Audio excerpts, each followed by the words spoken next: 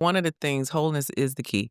Uh, what I've learned is that he's ever working on us. So you never arrive. That's good. You're always becoming more who God has intended you to be. My life was an example of what I had mentioned, like, the model house, and then take you to the plot of dirt. When we met, I was at the height of my career. And so when I got married and started having kids on the first two, I toured. On the third one, God shut the whole show down. And I was like, what are you doing, Lord?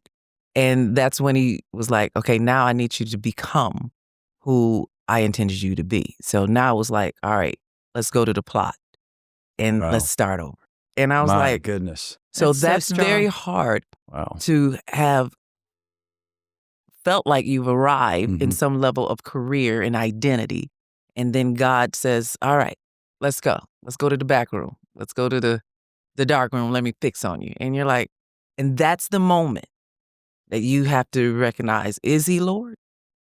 But I'm so glad that he was Lord. And it's a story of its own, of the turmoil that I went through, that I felt like, God, you changed on me. You turning on me.